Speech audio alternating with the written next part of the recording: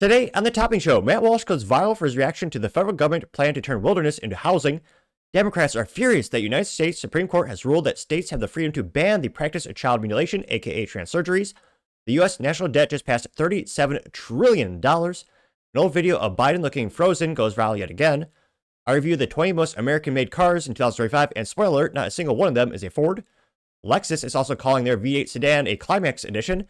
And Ford issued 6 recalls in a single day, now up to 78 recalls in 2025.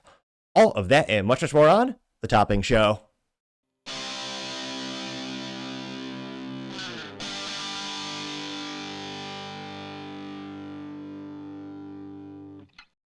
Thank you everyone for taking the time to tune in today. Today's episode of The Topping Show is proudly sponsored by Topping Technologies.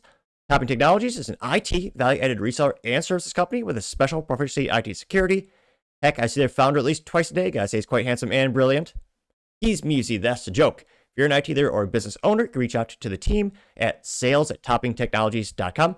Also, still giving away a free flamethrower with every IT purchase with Picatinny rail adapter, so you can mount it to any standard AR-15, like all awesome accessories can be.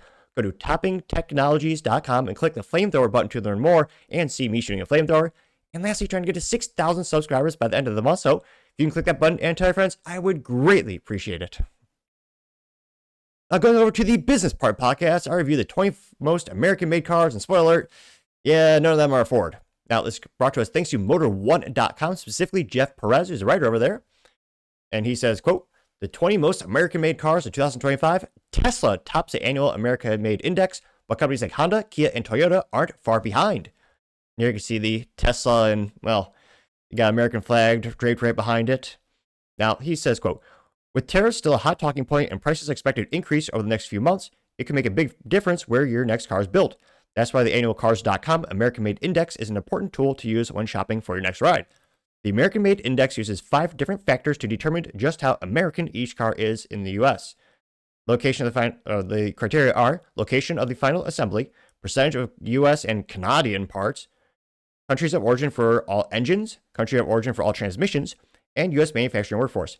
This year, the study analyzed more than 400 vehicles and narrowed down the final list to just 100 models, which it is a little disappointing in that criteria. There is nothing that says anything about a rifle rack or a pistol mount, but I partially digress. They note that at the list of the top are the usual suspects are Tesla, Jeep, and even Honda. American brands like Chevrolet, which is kind of hilariously because it's named after a French race car driver, but I partially digress, and Ford don't crack the top 10. The only Chevy that made the list in top 20, let's see, what is it? Where is it? The Colorado, which is great for all 5 people who want a Colorado. Used to be great. I think it had a stick shift at one point, but not anymore. Now, the top 20 comes in at the Nissan Pathfinder. Really? I'll pull it up really quick here. It looks like Tesla Model 3 actually got the number 1 for percentages. And at least the background of the Tesla looks pretty cool. Driving through the desert, which I'm sure 3 Tesla owners do. Now, it looks like number 20 comes in at the Nissan Pathfinder. Number 19 is a Chevrolet Colorado. 18 is a Toyota Corolla Cross Hybrid. 17 is a Kia Sportage. 16 is the Acura Integra. 15 is a Honda Accord. Number 14 is Acura RDX. 13 is a Jeep Wrangler. 12 is a Honda Pilot. 11 is Acura MDX. 10 is a Volkswagen ID4. 9 is a Honda Passport. 8 is a Honda Odyssey. 7 is a Honda Ridgeline. So seeing a little bit of trend here. 6 is a Kia EV6. 5 is a Jeep Gladiator. And the top 4, they're all Teslas. So the number 4th is Tesla Model X. Number 3 is Tesla Model S. Number 2 is Tesla Model Y. And number 1 is the Tesla Model 3. Now, they say, as expected, Tesla tops the list with 4 of its models taking the top 4. The Model 3 earns its crown as the most American-made vehicle of 2025. All of Teslas are produced at the Fremont factory in Fremont, California, at the Gigafactory in Texas, also producing the Model Ys and Cybertrucks. They note that the Gladiator takes 5th place and is the only Jeep in the top 20, while Kia takes the 6th place with the electrified EV6. The Kia Sportage also crashed the top 20th and 17th place. Both Kia models are produced at the brand's West Point, Georgia manufacturing facility. They say that Honda has 5 vehicles in top 20 with the Odyssey, Pilot, Ridgeline, and Passport. All wow, really? I didn't know they were all at the same factory. All being manufactured at the same factory in Lincoln, Alabama. The Honda Accord, meanwhile, is built at the Marysville, Ohio location. Honda's luxury brand Acura also has 3 vehicles in the top 20, the RDX, the MDX, and the Integra. The Integra is built alongside the Accord in Maryland, while the RDX and MDX are produced nearby in East Liberty, Ohio. Which, yeah, it's funny these days, and I love to debate with my friends in terms of, nowadays, what is a quote-unquote American brand? Like, back in the day, I mean, Detroit, the big three, owned the automotive market with over 75% market share. And at the time, all those companies were all headquartered here, famously, Detroit, Michigan. Well, Ford kind of in Dearborn, but they're all famously headquartered in the United States. And they all manufactured most of their vehicles in the United States, with most of the parts coming from, you guessed it, the United States. We've seen a dramatic shift throughout the past couple of decades, and there are a myriad of variables, not just regulation in terms of the EPA, emissions, but also labor practices, labor cost. That's resulted in a lot of what people used to consider American-made, American-owned, American brands to now mostly make in places like Mexico and Canada, which, nothing more disappointing than American muscle being made in Canada, like the Dodge Charger and Challenger. And even the second to last generation of the Camaro was made in Canada. That's pathetic. And it didn't even come with a free gallon of maple syrup. It's just criminal. You have something coming from Canada without syrup, but I partially digress. It's one of those things where I always debate with my friends, are Toyota and Tesla, do you consider them, well, certainly Tesla, but is Toyota a Texas-based company? Are they a Texas company? Are they an American company? Toyota famously moved their headquarters from California to Plano, Texas a couple of years ago, and they brought 5,000 plus jobs. They have their North America headquarters now in Texas. They produce trucks in Texas. I mean, what do you think is American made? They have a global headquarters, obviously with Toyota being headquartered in Japan, but it is interesting to see this shift in terms of, well, you have the global headquarters. Sure, that's a variable, but I would argue, where are most employees? Where are they working at? Where are most of the parts coming from? And where, of course, final assembly and then the major components like the transmission and engine, obviously those variables come into account. But I mean, at this point, I almost consider Honda more American than Ford. Obviously, you have Ford making the awesome Mustang, which, being a gearhead and an automotive enthusiast, I love the Mustang. I love that Jim Farley said he doesn't care what the competition does. We'll always make an affordable V8 stick shift sports car. That's exceedingly rare. So rare, GM doesn't even have the Camaro anymore because they're so poorly managed. And the Charger, well, let's be honest, no one's buying the EV Charger anyway. So I think it's safe to say Ford won the Pony Wars. But yeah, it was interesting. I mean, Ford is the only American auto company, and Tesla, that did not take a bailout, or they didn't go bankrupt. They took a loan at a very convenient time, so they didn't go bankrupt. But yeah, it's interesting to see Ford is not even in the top 20. Also, they've had, what is it now, 87 recalls? No, 78 recalls this year. Maybe that's a variable because they're using so many imported parts, maybe. Also, interestingly enough, if you look at the top 20, yeah, only one of them is made with unionized labor. Famously, the Detroit Big Three have been handicapped, or some would say empowered, by the United Auto Workers. A lot of their money goes to politics, so not the people paying the dues, but no topic for another time, perhaps. But yeah, Tesla famously, as well as Honda, well, Acura, same company, and Toyota, they don't have the United Auto Workers, or the UAW, that union, kneecapping them. I don't know if they physically do that anymore, but fiscally they certainly do by increasing the cost of labor dramatically and decreasing the quality, as we've seen more recalls to the Big Three than anyone else. And even things like mismatched headlights and mismatched seats being installed in like Ford vehicles, which is a very rudimentary mistake. It shouldn't be happening. So let me know, what do you consider to be American made? I think it's awesome to see so many companies investing in the USA. I'm a big Honda guy. I love my Honda Civic Si. It's got a stick shift, and I know that one actually, didn't hit the top 20, but I still think the Honda brand, the quality is one of the best ones out there. But let me know, what do you consider American made? And if you had to get one of these top 20 vehicles, what would you choose? I'm kind of stuck between a rock and a hard place because I'm a gearhead. I love to go fast and have 3 pedals as always. Yeah, I'm not sure what I'd pick in this case. A lot of SUVs and trucks, which is not my preference. But let me know in the comments, because as always, be fascinated to hear what you have to say. Other interesting business news, you have Lexus calling their V8 sedan a Climax edition, which is very exciting. Hopefully you don't finish the article too quick. Pun intended. Now, this is brought to us thanks to Adrian Piadiano, who's a writer at Motor1.com. And they say, quote, yes, Lexus really calls this V8 sedan the Climax edition, as if they asked Durex to come up with a name. And here you can see it's the IS500 car, but obviously we're talking about the trim level. And this trim is called the IS500 Climax Edition. It's got a nice placard right on there, which is hilarious.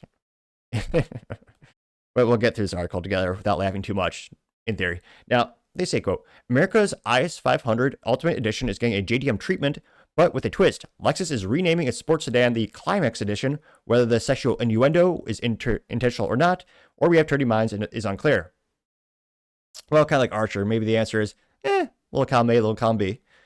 Says, quote, whether it's probably the latter, but the special edition's version's name still makes us chuckle. The badge appears in the front center console and in the digital gauge cluster, just in case you forgot this isn't your average IS. The Climax Edition comes from the same parent company that once had a military spec Toyota, military spec Toyota BJ and the Daihatsu Naked Kia car. Aside from the unexpected name, it's essentially an IS 500 Ultimate Edition with right-hand drive. Considering the name Lexus is using, it seems it may be near an end for the luxury sedan. It's a logical conclusion we're making, given that the third generation model has been around for 12 years. And here you can see the gauge cluster reminding you it's the IS 500 Climax Edition. And in the gauge cluster, you can also see the silhouette of the headlights of the vehicle.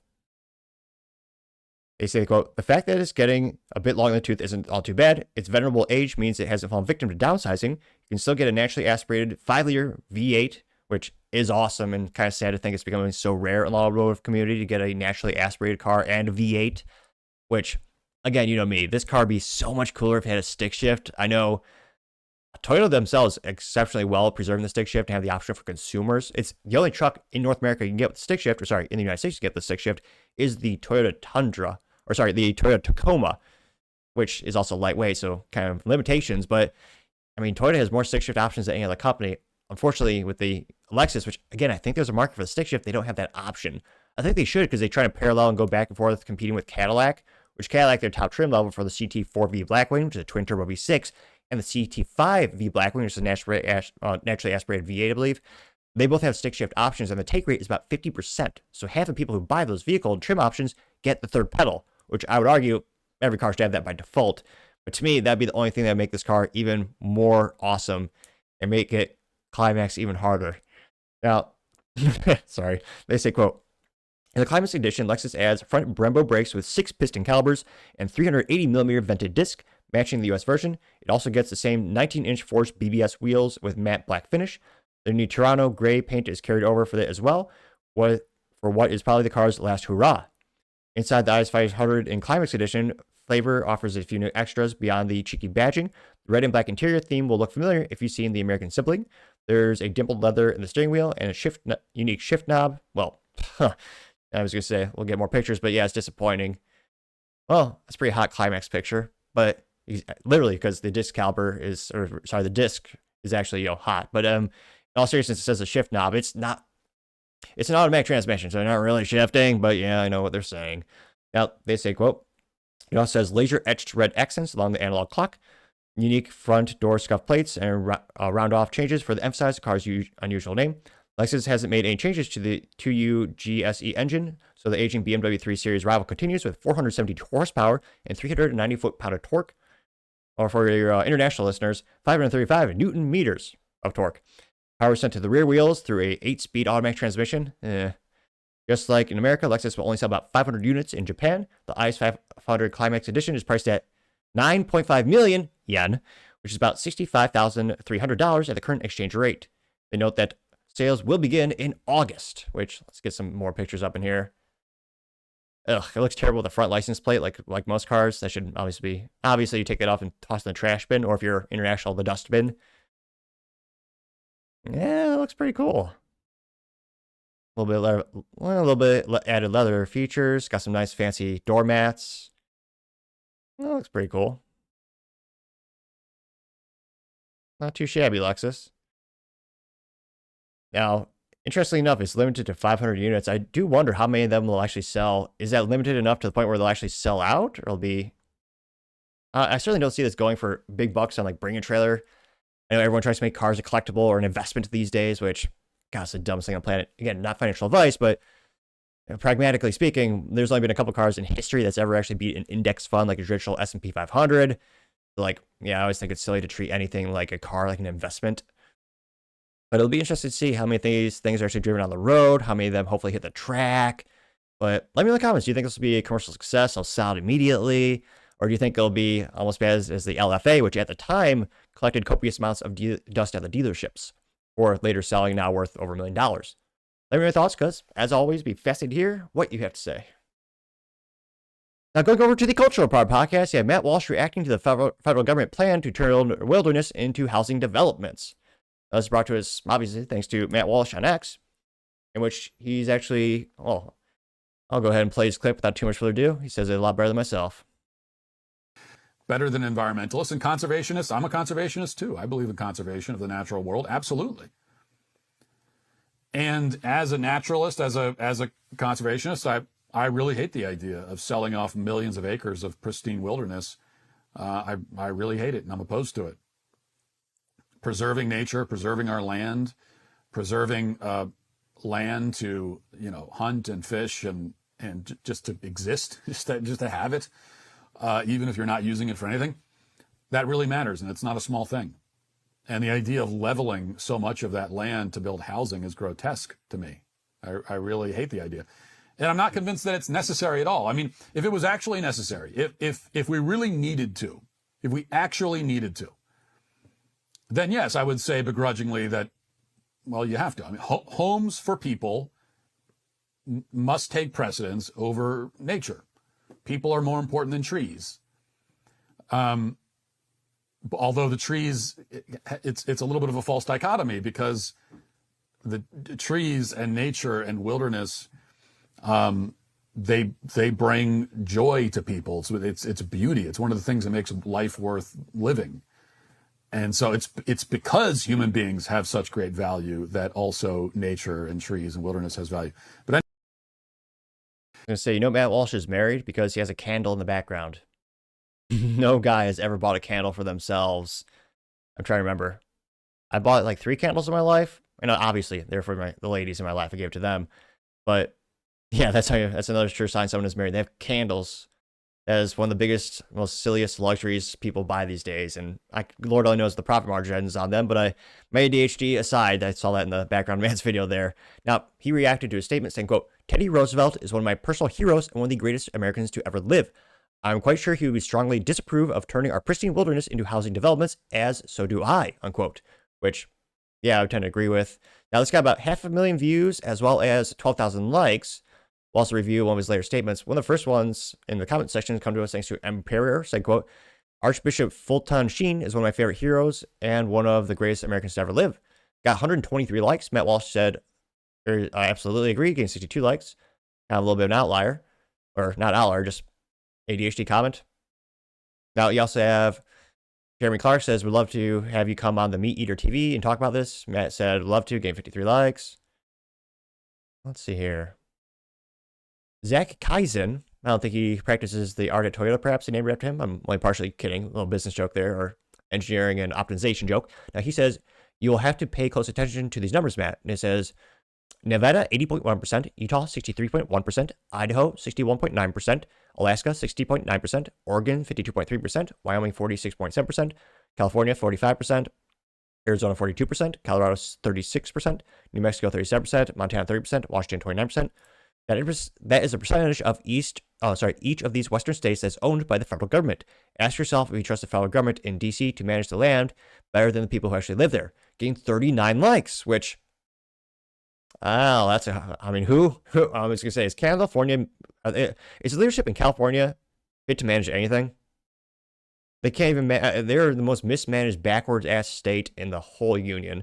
I mean, literally on fire, or fuego, as they say there, with the riots left and right, businesses leaving in droves, people leaving. I would not use California as an example of the rights argument of state versus federal government. So I'm getting what he's trying to say. Now, he also had 16 people respond. Was he ratioed? Let's see, Mr. Sasquatch. Well, he would especially be irate with less and less government land if more housing were to develop. Where would he live? Now, this alleged Mr. Sasquatch says, quote, "Most federal lands are held for mining, ranching, and forestry. The states are proven that they can't be trusted on these matters," getting 10 likes. Now, Zach responded saying, quote, "I don't trust any level of government as far as I can throw it, but I would far prefer the government I have to fight with to be the one closer to it. When you contrast the percentage of the eastern states, it's eye-opening, getting 1 like. Going back to the main comment section here, you have Rudolfo Gasparari saying, quote, "How much pristine wilderness do you need? Seems like one of those luxury beliefs. And there's a map. Let's see, is there a legend? There is.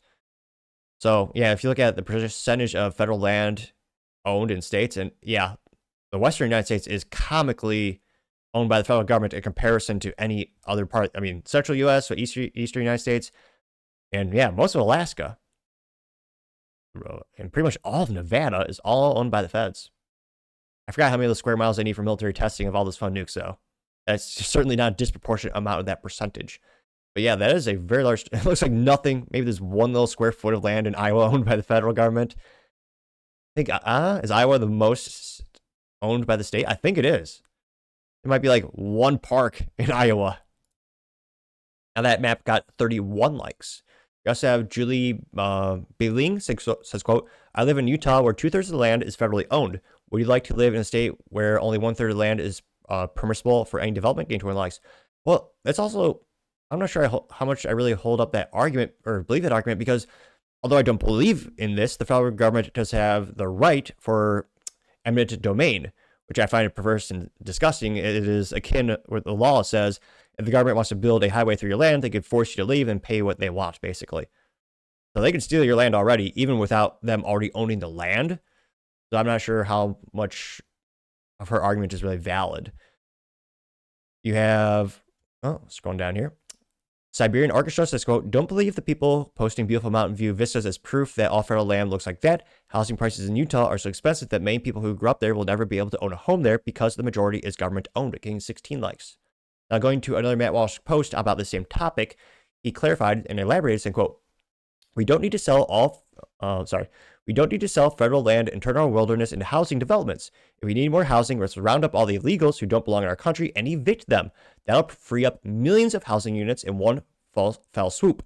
Leave the federal land alone. America's natural beauty must be protected. Now, this got 1 million views and 45,000 likes, which, when he says millions, he isn't exaggerating.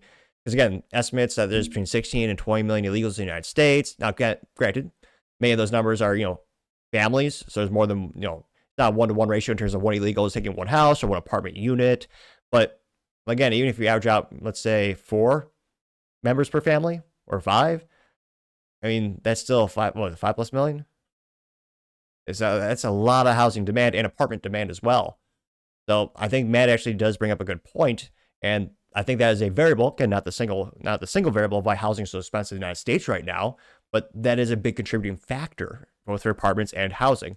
Now, yeah, Base Electrician saying, quote, I always thought it would be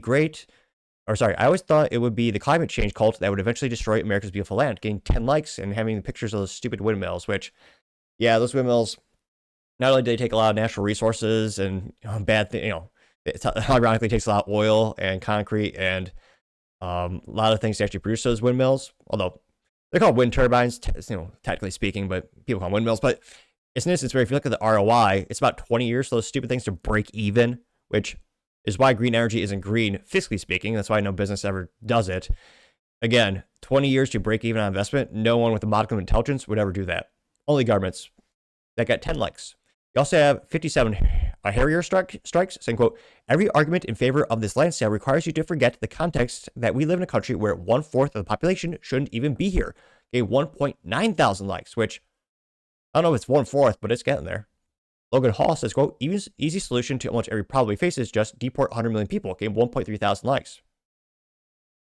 It depends who you're deporting. I mean, if you just did 100 million random people, it wouldn't solve the crime or wouldn't solve other issues.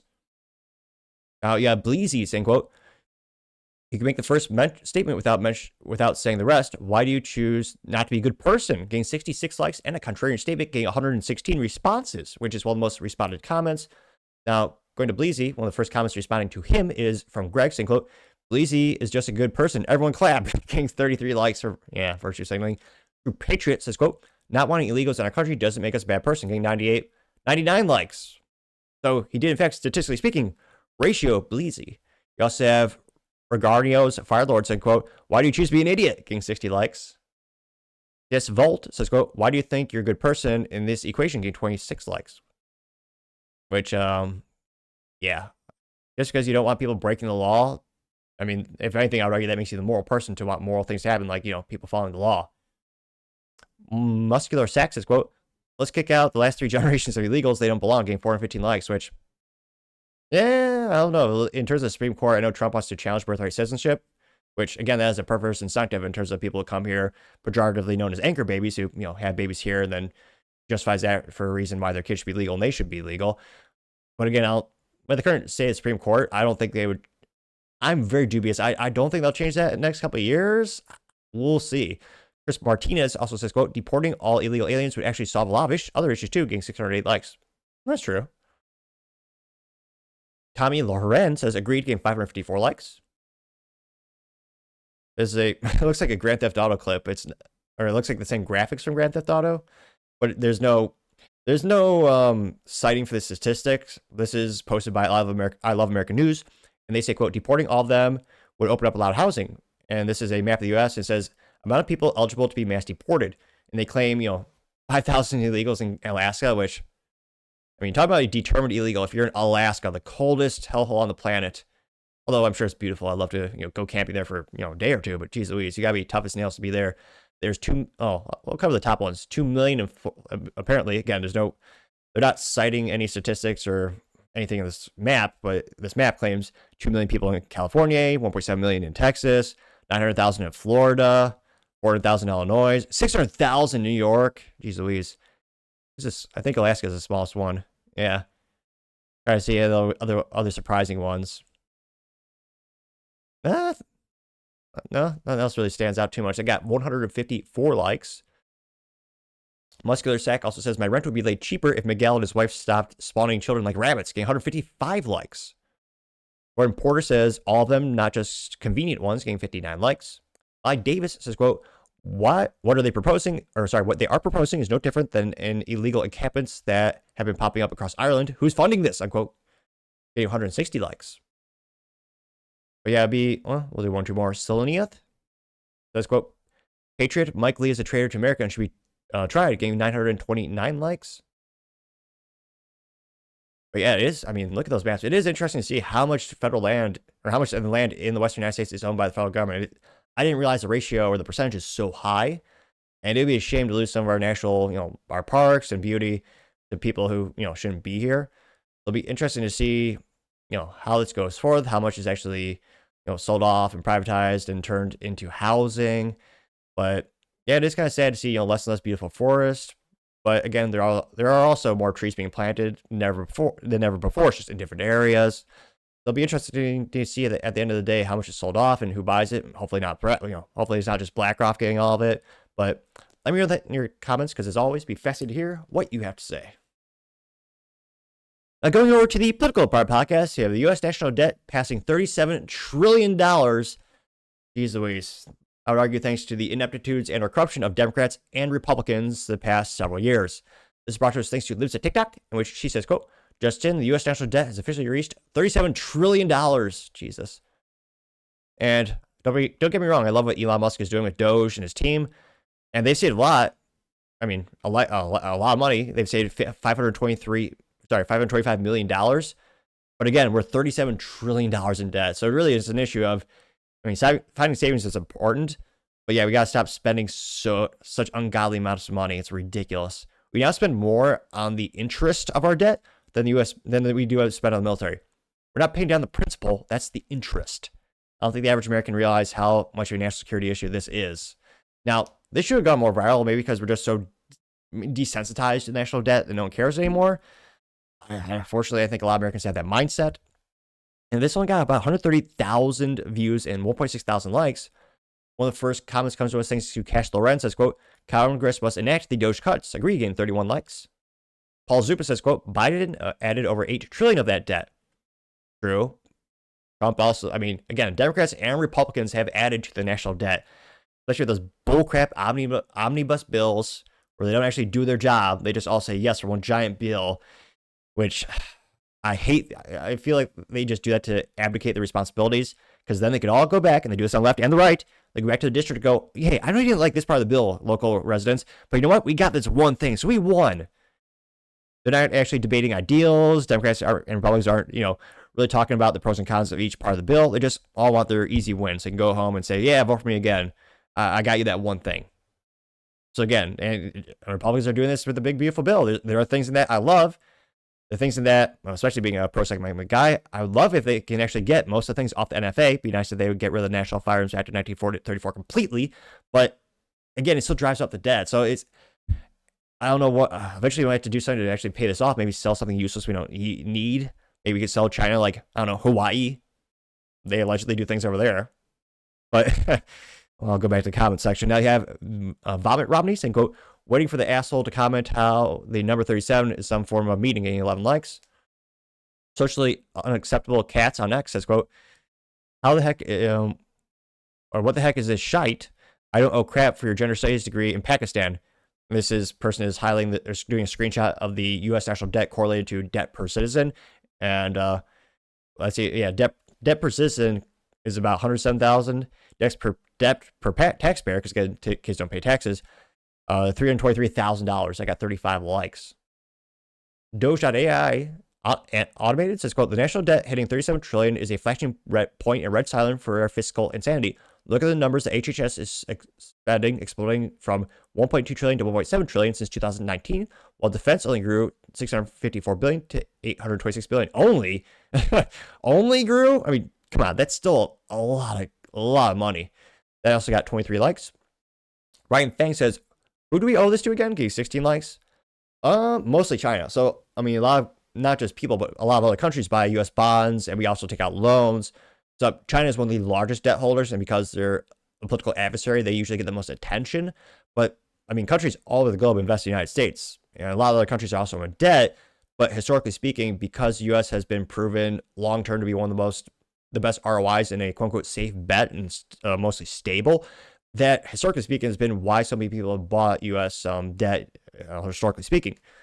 Yeah, Rusty Shackleford, a great reference, says we should totally spend our way out of this, getting 6 likes. Yeah.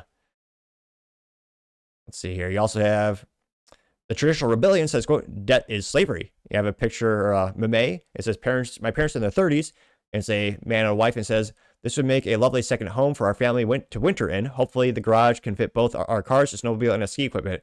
It says, me in my 30s, I'll never financially recover from this purchase. And there's a guy who purchased bread and milk, which, yeah, the cost of housing has exponentially increased. Even the house that I'm renting, I mean, it used to be worth $130,000. And Zillow, which, again, got to take everything with Zillow with a grain of salt, but now it's estimated to be worth like $400,000, which, Jesus Christ. Not to be too bombastic, but that is a pretty penny to say the least. And yeah, let's just say Texas is becoming very, very, very expensive. So yeah, I don't think it's sustainable. And again, part of it is supply and demand. There are a lot of people demand, and they're not building the houses quick enough. But they're, again, as previously mentioned with Matt Walsh, there's also a lot of illegals that take up housing, both apartments and houses. So again, right now there's just a lot of demand, and the price is just getting higher and higher. Crushing woke culture says 37 trillion in debt, racked up by years of reckless spending and corrupt politics. Thank God we finally have a president cleaning up this mess, but it's going to take a lot more to dig us out of this hole. Thoughts on how? Again, 13 likes. Again, I say sell Hawaii. Got it. Just like a business guy, get rid of the crap you don't need or use. I'm only partially kidding, but what does Hawaii do? They have a military base. Sure, we could lease that out back maybe for pennies on the dollar, like Guantanamo Bay. But it's like they do tourism, not invading the new iPhone 25 in Hawaii. Not doing a lot of manufacturing, research, or development. It's all the service industry there. It's all vacations. They can get laid with those stupid little necklaces, which is the specific technical term, I believe. Now, Mary Ellen Westy has a screenshot from the U.S. debt clock, and it says in 2020, it says Biden years, and it was $25 trillion. Noble Daggett says, quote, Donald Trump added $8 trillion out of the 45. It was projected he will add another $10 trillion as 47. You do realize Trump will end his term with the single biggest deficit spending in the U.S. history, getting 6 likes. Again, that's why Trump needs to cut this. I don't know how. Maybe a lot of those entitlement programs, a lot of corruption there.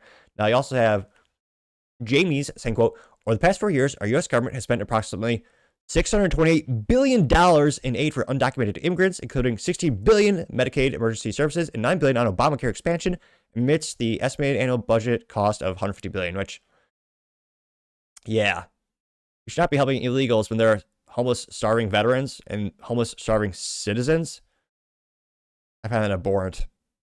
I'm not saying local churches and people can, I'm not saying they can't volunteer to help people. Should be told, I think that is infinitely more effective than anything the government does. As we've seen here, the government isn't really good at much things. Woke Hunter has a picture of a guy, I forget what meme this is, but it's a gal in a wheelchair and pushes it off the ledge. But the gal pushing the wheelchair is named Congress. The girl in the wheelchair says, quote, "Our national debt is getting high." And Congress just pushes it off the cliff, getting 11 likes. Which, yep, that's why I really have a disdain for most politicians, Democrats and Republicans. A lot of useless rhinos, well, corrupt as well, but they just keep kicking the can down. Now, Warren Buffett years ago said there's a very simple solution for this. I apologize. Oh, no, it is Warren Buffett.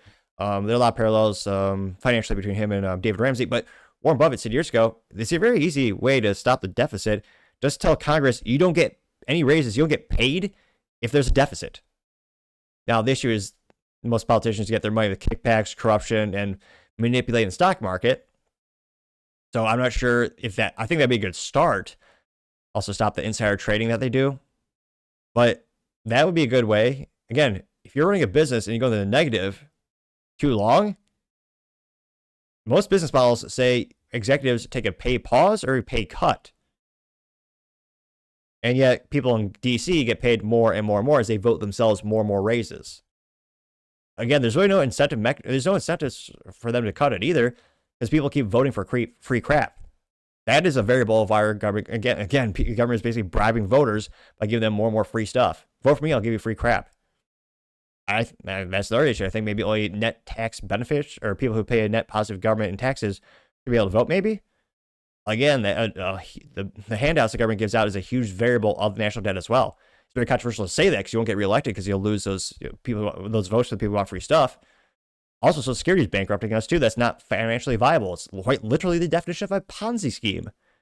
I think that's ridiculous as well. But again, no politician will ever talk about it because you look at who votes. A lot of those folks vote at a very high percentage, and they all get Social Security. So if you say you're going to get rid of that, I think realistically, in our lifetime, it needs to be sunsetted. There has to be something done to get rid of that crap. But let's just say I'm pretty skeptical to see the government take any action to actually decrease the national debt. I hope Trump makes some moves, maybe sell some crap we don't need. Maybe, we help something. The amount of money we waste just helping other countries most Americans can't point to on a damn map is ridiculous enough. But let me know, do you think anything will happen in the next 4 years to decrease the national debt? Do you think we'll ever get it under control? What do you think is going to happen at the end of the day with national debt? And are you concerned about how it will affect your individual day-to-day life? Shoot, if they just print money with hyperinflation, what little savings we have will be turned into nothing. So there's a lot of rumors that are saying, oh yeah, the government will just print $1 trillion platinum coin, aka just make money out of their ass or out of the air, and just print more money. And no one wants to be Zimbabwe. But as always, let me in the comments because I'd be fascinated to hear what you have to say. Other interesting political news, you have Democrats that are irate that the United States Supreme Court has ruled states do have the right to ban child transitioning, aka mutilation of children. Funny enough, remember a couple years ago when Democrats promised, oh yeah, this isn't happening. It's only when they're 18 plus that we're doing these surgeries and drugs. Yet another lie from leftists. Now, this is brought to us thanks to Gunther Eagleman. Now, Gunther Eagleman says, quote, "They are so upset over the SCOTUS ruling today. The reign of terror on vulnerable children is over. All 50 states must move to ban all child-affirming care for minors. Leave our children alone." And here you can see one of the LGBT trans rights activists who's transitioned herself. Let's, well, at least she put on a suit, so did something right today. Credited to MSNBC. For the LGBT and HIV project, the ACLU, and joins me now. It's good to have you here. I can imagine this is a pretty intense day. It is an intense day, and it's intense to watch my clients talk about their experience as parents. And you and I are. And I thought my voice was bad. Both fathers, and I think we, as many other parents, have had the experience of sitting in our doctor's office with our child and our doctor and making decisions together about what our children need. And what this case is about at its core is that Tennessee lawmakers came into that doctor's office and decided they know best. And I'm sorry, to clarify this individual's title, this is Chase Strangio. Her name is Strange. I can't make this up. Though, to be fair, I don't have much ground to stand on. My name is Topping. So, this person is the co-director of the ACLU's LGBT and HIV rights activist. and displaced that careful, reasoned judgment of those parents and in Tennessee. And that is unimaginable and should be unimaginable for any parent. I would lose my mind. Yeah. I find it so, what an invasion. Yeah. Oh my gosh. We can't chop body parts off and give them drugs that are used for rapists. That's what they're complaining about here. Of this sacrosanct thing of getting your kid medical care or psychological, whatever care it is. Yeah. Medical care, my ass. That the government is going to tell you can't do it. And I think the reality to here, too, is as with all parents and as with all serious medical needs, they grappled with it for a long time and did their own research and talked to doctors and talked to experts and then finally. Doctors are paid also by Big Pharma. There's a huge fiscal incentive mechanism for this as well. Finally, they come to a conclusion based on the recommendation of doctors, based on their own research, based on watching their child deteriorate. Bullshit. And then they get this medical care. They watch their child improve. That feeling of seeing your kid come back. If they improve, why is the rate at which they take their own lives, statistically speaking, the same whether they do the surgeries or not? And the government comes in and says, no, we're taking this away. And that is what today the Supreme Court greenlit in their 6-3 decision in Scrimeti. There's a question in Scrimeti, which is the name of the decision, 6-3. Yeah, I can't but think you probably guess all three of them were the gals in the Supreme Court who radical leftist. As Amy Coney Barrett has been a lot of people joke infected by the woke mind virus or turned by the other two. But yeah, they're very irate that they can't do this to children. Remember, not too long ago, they're saying, well, yeah, this isn't happening. You're paranoid. You're crazy, Republicans. You libertarians you're crazy to think this. It's not happening. It's only once they're 18, then they're chopping body parts off and taking these drugs like Lupron that was engineered for rapists to neuter them. Yeah. Now, this went moderately viral, about 550,000 views as well as 48,000 likes. And yeah, again, I think just like with illegal immigration, you're going to have what they call sanctuary states. So I'm sure California and Minnesota, very similar parallels with like the abortion industry.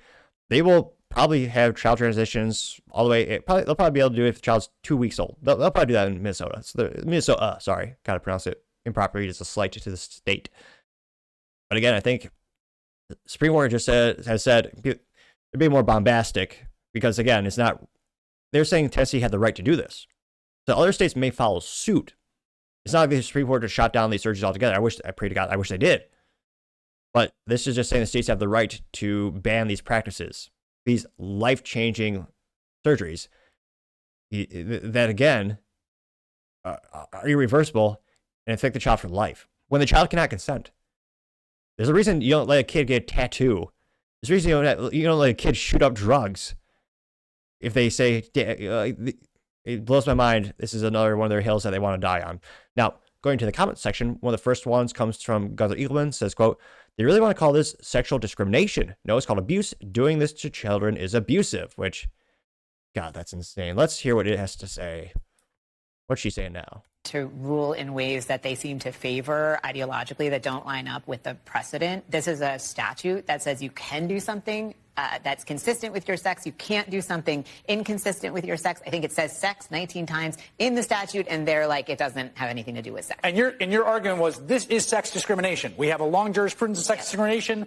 This law says you can get hormone therapy for all these reasons. Yep. But if you're doing it for this reason related to sex, you can't. Exactly. That's sex discrimination. That's sex discrimination. And some of those drugs are used to treat cancer. Some of these drugs are actually what they're doing, going off label, which is obviously illegal, and using them for things they're not originally intended for and originally greenlit for by the government. You know, I just reread the briefs. I was like, this is so clear. And of course, they went out of their way to say, no, it's not sex discrimination. Now, was that bad? Yes. Was that wrong? Yes. Is it devastating for these families? Yes. And also, it was a narrow decision. There's a lot of single moms that are going to be really irate. They can't use their kids as a glorified, what is it, like the dog in the purse thing? Like their accessory? Can't but no, look at all the statistics on who's transing the kids the most. Liberal white women. And unfortunately, the dad is usually absent. I don't think that's a coincidence. Or he's just a simp who says nothing. I mean, you see the rare instances where the dad is there. His eyes and body language when they're doing these announcements as a family, you can tell he's dead inside. He's broken. And he knows if he tries to do anything, the courts will take away his house, his wealth, and he'll have to pay alimony and child support for the rest of his damn life. cabined it to this very particular context. They went out of their way to say, for example, that not only is Bostock good law, but we're not, which is the decision that the court issued in 2020, saying that sex discrimination under Title VII includes discrimination against LGBT people. That's good, and even more so. So that's a landmark civil rights case. That's not overruled by today, which seems like an important thing to establish. And that's not overruled by today. And even more so, the court said, look, and we're not even deciding if it applies more broadly. It might. And the lower court in this case had tried to cabin that decision to Title VII. And the court leaves open today that it may apply in the context of like Title IX. I want to read you from a judge. I think he's a Reagan judge or a Bush judge, Republican judge, William Young. Reagan appointed. Yeah. That got 1.3 thousand likes. Man, these people are insane.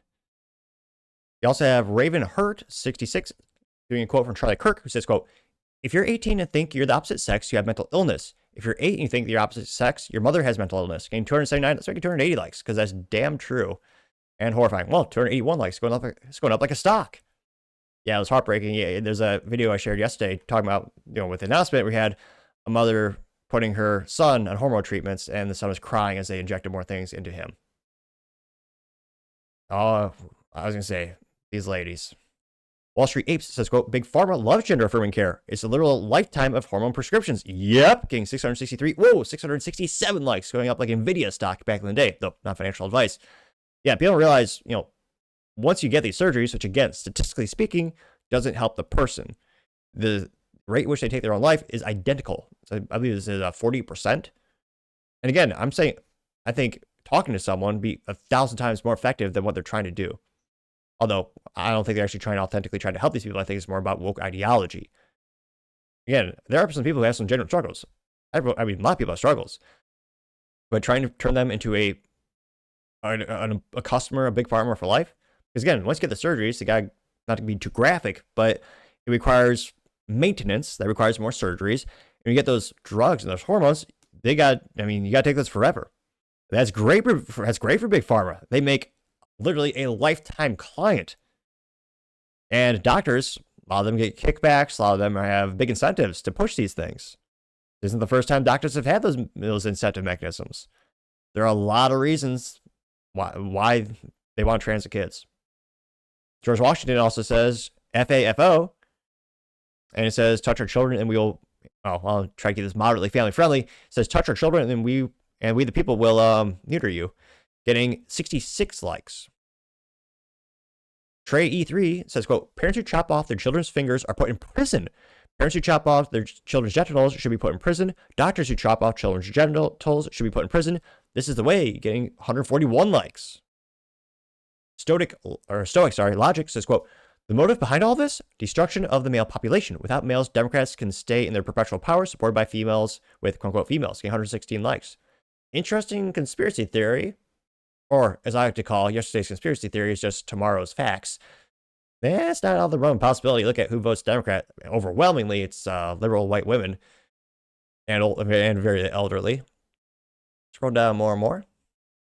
Lynette Coldbella has, looks like the painting of the guy from 1950s.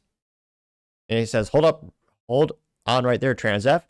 Stop trying to force 99% of the population to participate in your mental illness. Getting 101 likes. Ashley brings up a good question. She says, she just questioned, what is a woman getting 73 likes, which famously Democrats cannot actually define. Going down more and more. Kevin Thomas simply has a cartoon or a picture of a kid throwing up. Looks like AI made it. It's throwing up a rainbow, and it says, leave the kids alone. That got 5 likes. A Kathleen says, stop the schools from grooming children too.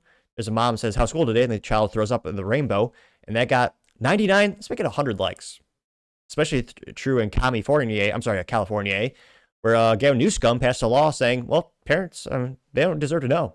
If teachers help your child, by pushing them to use certain pronouns and maybe dressing a certain way, well, Gavin Newsom passed a law saying parents do not have the right to know. The teachers are allowed to and encouraged to hide that data, hide that behavior from the parents. That should horrify the hell out of any parent living in California and give them a huge incentive mechanism to get the hell out if you have children there. Yeah, it's one of those things where hopefully I'll be blessed someday to be in a position where I have a family. I don't care if I have to work oh shit, like 2 or 3 times as hard to ensure they go to either a good school locally or just homeschool them. Because again, there are some good schools in the United States. It's very much a state by state thing, district by district thing. But yeah, for the love of God, you got to be involved in your child's education, not only for them and indoctrinating them, but also for them physically hurting them. So interesting to see them continue to melt down after this. Let me know in the comments. I suspect California, Minnesota, they'll become quote unquote sanctuary states for these types of activities. But let me know your thoughts, because as always, be fascinated to hear what you have to say. Other interesting political news, you have a video of Biden looking frozen going viral yet again. This is brought to us thanks to End Wokeness, and geez Louise, talking about viral. It's got over, what's this, 24.9 million views. Now, he says, quote, exactly 1 year ago, this happened on live TV, and the media tried to tell us not to believe everything we saw. It's about 44 seconds. And I don't know, maybe he's tripping, as the youth might say, but he certainly looks lost here. As Biden just, he did suit up, or more accurately, his handlers suited him up, so he looks good there, at least in that metric. Everyone is dancing, except him. I thought I was socially awkward. Jeez Louise. Kamala Harris and her simp of a husband, but also his allegations of abusing women.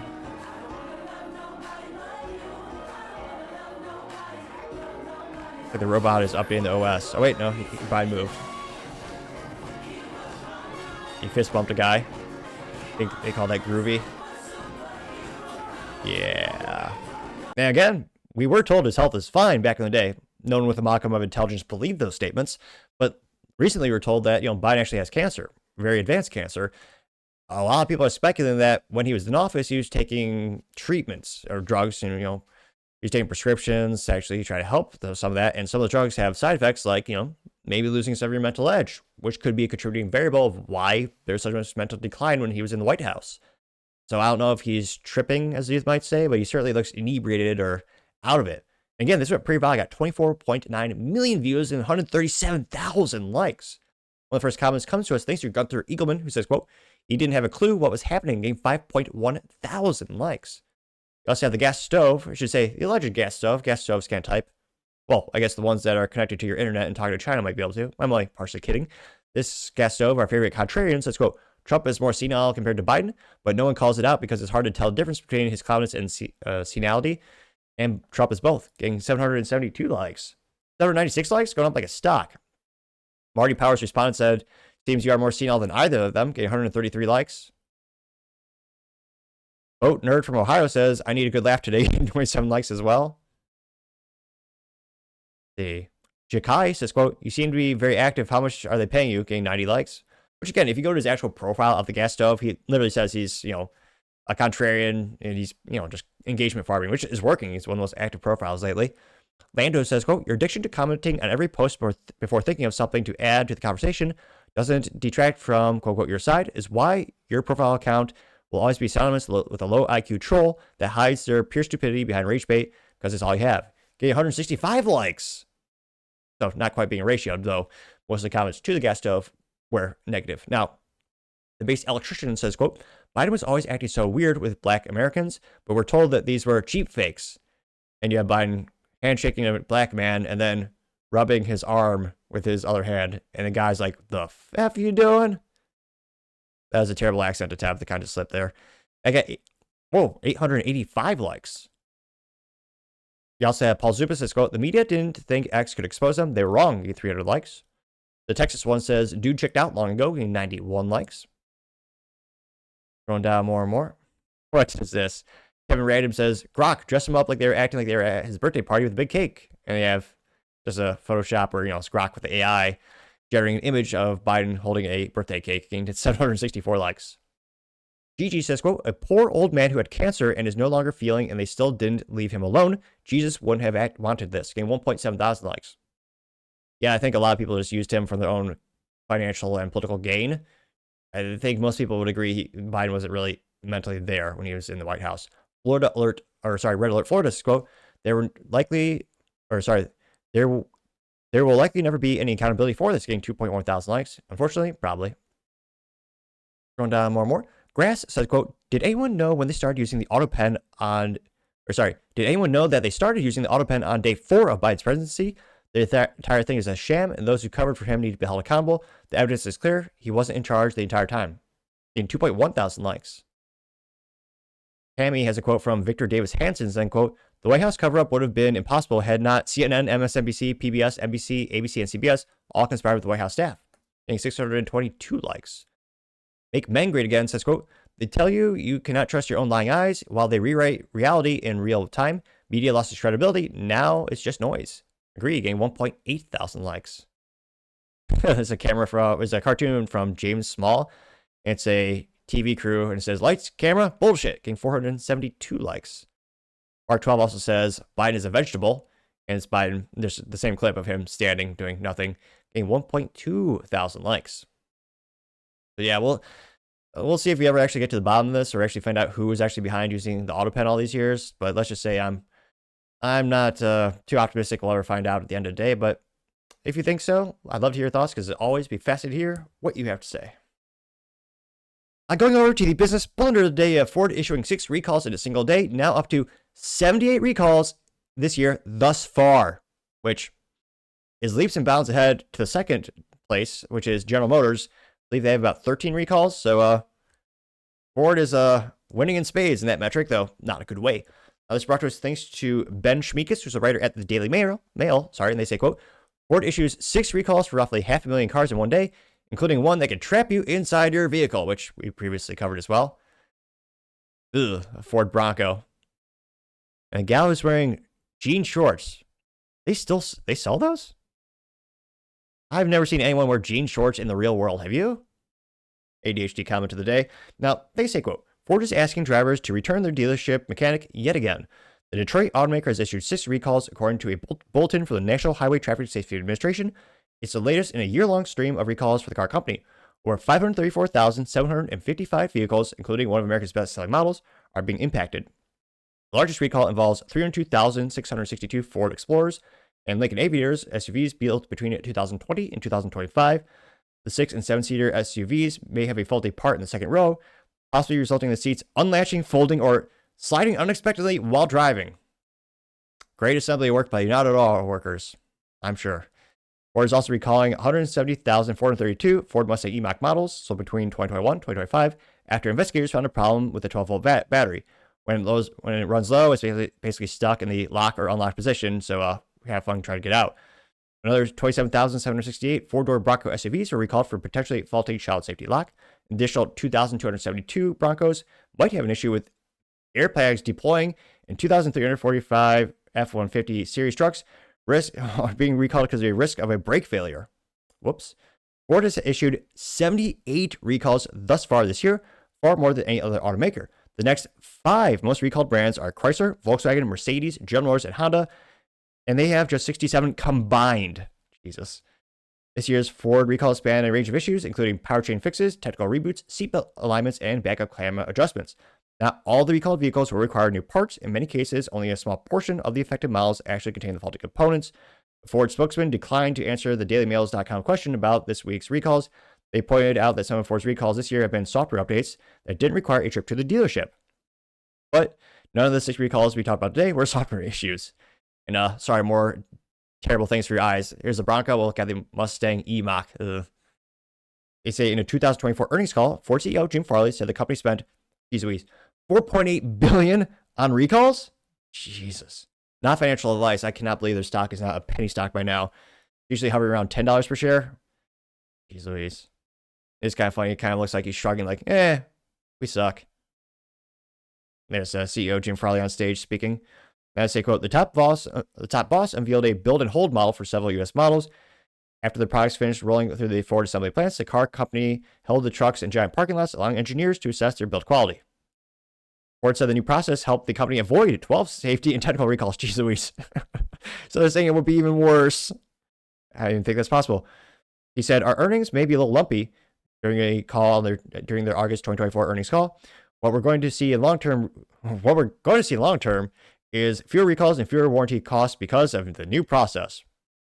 They say that also that on Reddit, drivers are less than convinced that Ford recall changes. Someone says, I can only assume a significant portion of the NHTSA is dedicated to Ford specifically, one motorist said on the platform, like having a lawyer on retainer. Yeah, probably. And yeah, most of the comments are viscerally roasting them. Shocking one, interesting profile name says, quote, Ford equals found on road dead, takes a new meeting. And someone says their Ford or Mustang E looks like a Fiesta. A lot of people make fun of the EV in the comments section. Here.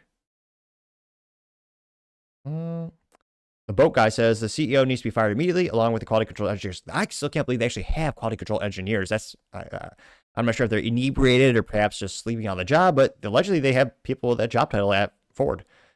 Another one says Ford fix or repair daily. That's another good one. Another one is classic when I was a kid, was found on road dead. And again, part of me loves Ford because they make the Mustang, which is the last, well, the real Mustang, not the E-Mach, because it's got a stick shift and a V8, which is the last, pony car that's left. Again, Ford issuing 6 recalls in a single day. Earlier this year, they had 5 recalls in a single day. Now up to, geez Louise, it's almost unfathomable. 78 recalls this year. Gotta say, Ford, you are certainly the business blunder of the day. Thank you, everyone, for taking time to tune in today. Again, trying to get to 6,000 subscribers by the end of the month, so you can click that button. I greatly appreciate it. Also, give me a thumbs up, thumbs down, and a comment. It's a great way to give me some additional feedback, letting me know how I can make the show better and better. Lastly, don't forget to take time to tell your family, tell your friends, tell your coworkers, heck, tell your enemies, tell anyone and everyone. Just stay safe and fight the good fight.